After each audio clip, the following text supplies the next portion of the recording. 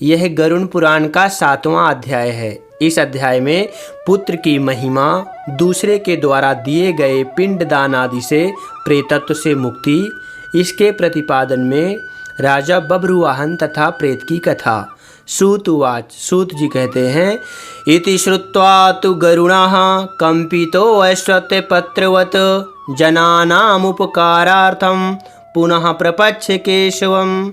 सूत जी ने कहा, ऐसा सुनकर पीपल के पत्ते की भांति कांपते हुए गरुड़ जी ने प्राणियों के उपकार के लिए पुनः भगवान विष्णु से पूछा।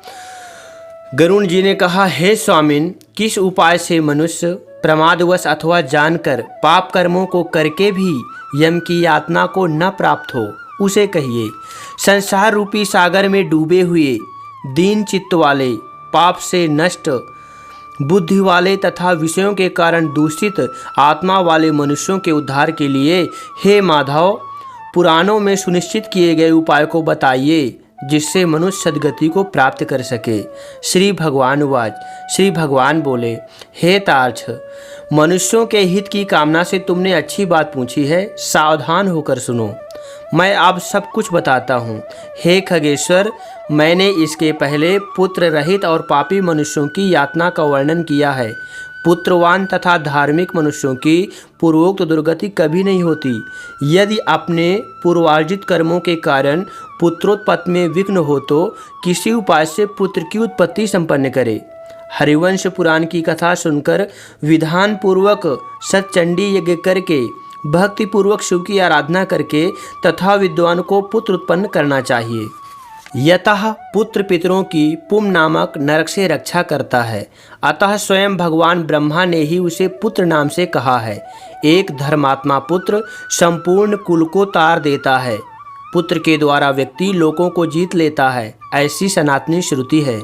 इस प्रकार वेदों ने भी पुत्र को उत्तम महात्मा को कहा है। इसलिए पुत्र का मुख देख करके मनुष्य पितृ ऋण से मुक्त हो जाता है।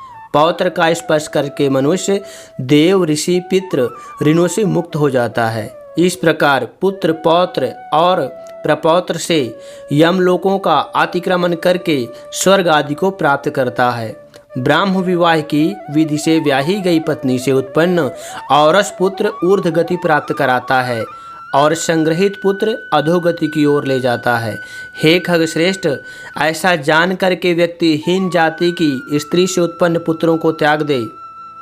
हे खग, सवर्ण पुरुषों से सवर्णा स्त्रियों से जो पुत्र उत्पन्न होते हैं वे औरस पुत्र कहे जाते हैं और वे ही श्राद्ध प्रदान करके पितरों को स्वर्ग प्राप्त कराने के कारण होते हैं। औरस पुत्र के द्वारा किए गए श्राद्ध से पिता को स्वर्ग प्राप्त होता है, इस विषय में क्या कहना। दूसरे के द्वारा दिए गए श्राद्ध से भी प्रेत स्वर्ग को चला जाता है, इस विषय में सुनो। यहाँ मैं एक प्राचीन इतिहास कहूँगा जो आर्धदैहिक दान से श्रेष्ठ महात्मा को सूचित करता है। हे तार्क्ष, पूर्व काल में त्रेता युग में महोदय नाम के रमणीय नगर में महाबलशाली और धर्मपरायण बभ्रुवाहन नामक एक राजा रहता था। वह यज्ञानुष्ठान परायण, दानियों में श्रेष्ठ, लक्ष्मी से संपन्न, ब्राह्मण भक्त तथा साधु पुरुषों के प्रति अनुराग रखने वाला, शील एवं आचार आदि गुणों से युक्त, स्वजनों के प्रति अपनत्व और इतर जनों के प्रति दया के भाव से संपन्न था। छात्र धर्मपरायण वह राजा बभ्रुवाहन औरस पुत्र की भांति धर्मपूर्वक अपनी प्रजा का पालन करता था और दंड देने योग्य अपराधियों को दंड देता था। वह महाबाहु किसी समय सेना के साथ मृगया के लिए नाना वृक्षों से युक्त एक घनघोर वन में प्रविष्ट हुआ। वह वन नाना मृगगणों, पशुओं से व्याप्त और अनेक पक्षियों से निनादित था। उस समय राजा ने वन में मध्य में दूर से एक मृग को देखा। राजा के द्वारा सुदृढ़ बाण से विद्ध वह मृग बाण सहित जंगल में अदृश्य हो गया। रुधिर से गीली हुई घास पर अंकित चिन्ह से राजा उसका पीछा किया। तब मृग के प्रसंगवश वह राजा दूसरे वन में जा पहुंचा।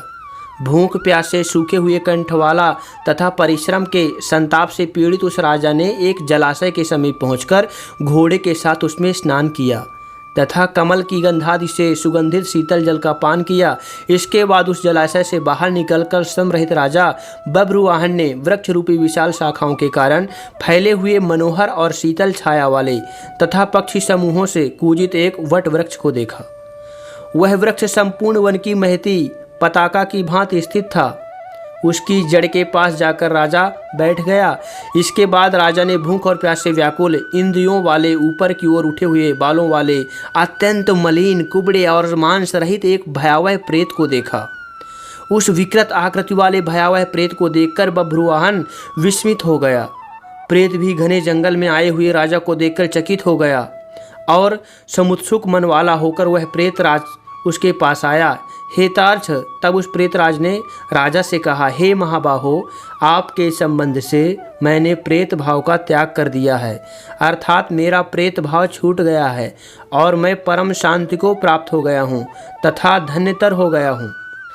राजा ने कहा, हे कृष्ण वर्ण वाले तथा भयावह रूप वाले प्रेत, किस कर्म से प्रभाव से देखने में डरावने लगने वाले और बहुत ही अमंगलकारी इस प्रेतत्व स्वरूप को तुमने प्राप्त किया है? हे तात, अपने प्रेतत्व की प्राप्ति का सारा कारण बतलाओ। तुम कौन हो और किस दान से तुम्हारा प्रेतत्व नष्ट होगा? प्रेतवाज, प्रेत ने कहा, हे श्रेष्ठ राजन, मैं आरंभ से आपको सब कुछ बताता हूँ। प्रेतत्व का कारण सुनकर आप कृपया उसे दूर करने की दया कीजिए। वैदिश नाम का एक नगर था जो सभी प्रकार की संपत्तियों से समृद्ध, नाना जनपदों से व्याप्त, अनेक प्रकार के रत्नों से परिपूर्ण, धनिकों के भवनों तथा देव एवं राजप्रसादों से सुशोभित और अनेक प्रकार के धर्मानुष्ठानों से युक्त था। हे तात, मैं वहाँ रहता हुआ निरंतर देव पूजा किया करता था। आपको विदित होना चाहिए कि मैं वैश्य जात में उत्पन्न हुआ और मेरा नाम सुदेव था। मैंने हव्य प्रदान करके देवताओं का तथा कव्य प्रदान करके पितरों का तर्पण किया।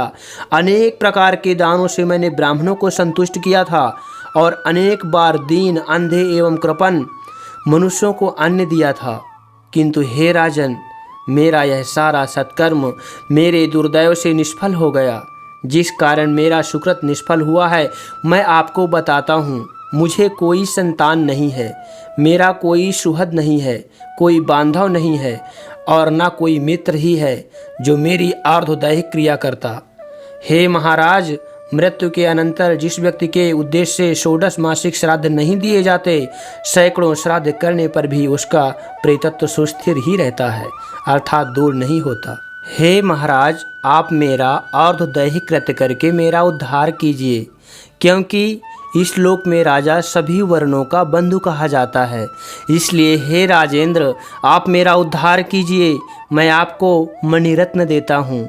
हे वीर, यदि आप मेरा हित चाहते हैं तो जैसे मेरी सद्गति हो सके और मेरी प्रेत योनि से जैसे मुक्ति हो सके वैसा आप करें। भूख, प्यास आदि दुखों के कारण यह प्रेत योनि मेरे लिए दुस्सह हो गई है। इस वन में सुंदर स्वाद वाले शीतल जल और फल विद्यमान हैं, फिर भी मैं भूख और प्यास से पीड़ित हूँ।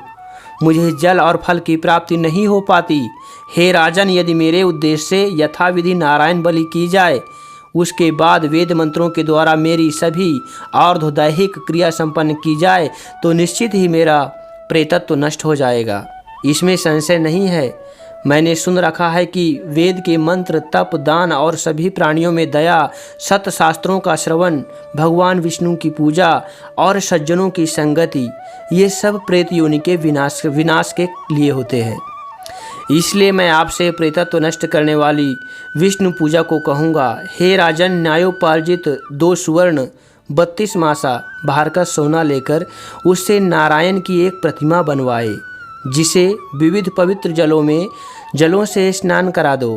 पीले वस्त्रों से वेष्टित करके सभी अलंकारों से विभूषित कर अधिवासित करे। तदनंतर उसका पूजन करे। उस प्रतिमा के पूर्व भाग में श्रीधर, दक्षिण में मधुसूदन, पश्चिम में वामन और उत्तर में गदाधर, मध्य में पितामह ब्रह्मा तथा महादेव शिव की स्थापना करके गंध पुष्पादि द्रव्यों के द्वारा विधि विधान से पृथक पूजन करें। उसके बाद प्रदक्षिणा करके अग्नि में हवन करके देवताओं को तृप्त करके घृत, दधि तथा दूध से विश्व देवों को तृप्त करे। तदनंतर समाहित चित्त वाला यजमान स्नान करके नारायण के आगे विनीत आत्मा होकर विधि पूर्वक मन में संकल्पित अर्धदैहिक क्रिया का आरंभ करे। इसके बाद क्रोध और लोभ से रहित होकर शास्त्र विधि से सभी श्राद्धों को करे तथा वृक्षोत्सर्ग करे। तदनंतर ब्राह्मणों को 13 पद दान करे। फिर सैया दान देकर प्रेत के लिए घट का दान करे।